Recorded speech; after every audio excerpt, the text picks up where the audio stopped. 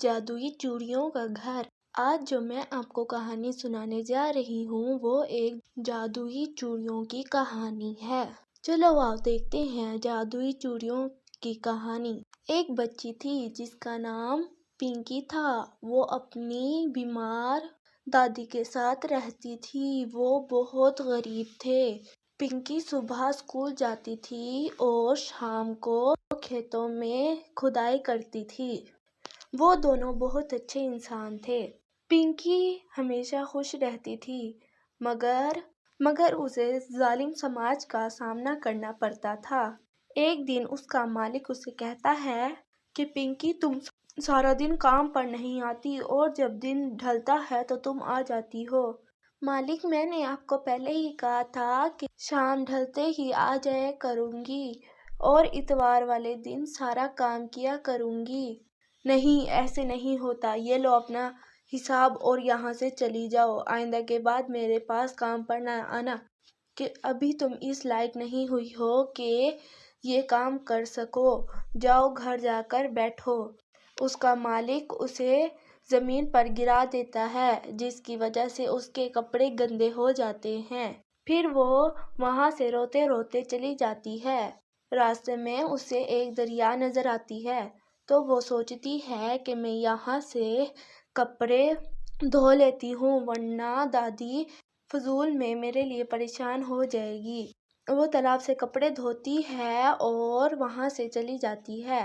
گھر جاتی ہے تو اس کی دادی کہتی ہے بیٹا سردیاں آنے والی ہیں، تمہیں جو تنخواہ ملی ہے اس سے ہم گھر کو صحیح کروا دیتے ہیں تاکہ ہم سردی سے بچ سکیں۔ پنکی کہتی ہے کہ دادی مجھے نوکری سے نکال دیا گیا ہے اور اب میں اسکول نہیں جاؤں گی بلکہ سارا دن کام کروں گی۔ اس کی دادی کہتی ہے کہ بیٹا ابھی تو تمہاری پڑھنے کی عمر ہے، تم یہ سارا کام نہ کیا کرو، میں سوچتی ہوں کہ میں کام ڈھونڈنے کے لیے چلی جاؤں۔ پنکی کہتی ہے کہ نہیں دادی آپ بہت بیمار رہتی ہیں، آپ اتنا سارا کام نہیں کر سکتی۔ میں نے کہہ دیا کہ کل سے میں اسکول نہیں جاؤں گی بلکہ سارا دن کام کروں گی۔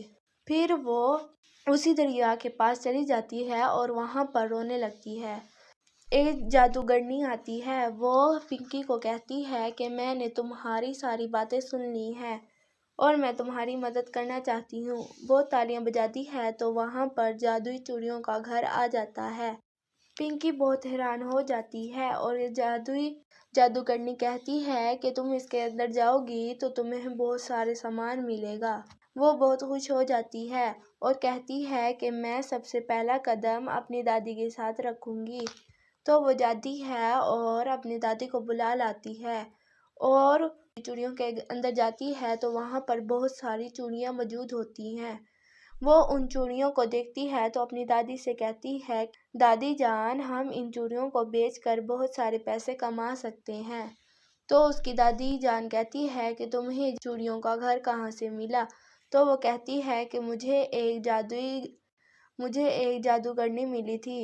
تو اس کی دادی کہتی ہے کہ میں نے بھی اس کے قصے سنے ہیں، اللہ کا شکر ہے کہ اس جادوگرنی نے میری بچی کو بھی دیکھ لیا۔ جاتے ہیں اور وہ جادوئی چوڑیوں کو بیچتے ہیں تو انہیں بہت سارے پیسے ملتے ہیں۔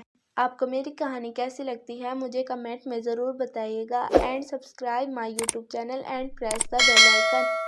اگلی کہانیوں کے لیے انتظار کیجیے گا، تب تک کے لیے اللہ حافظ۔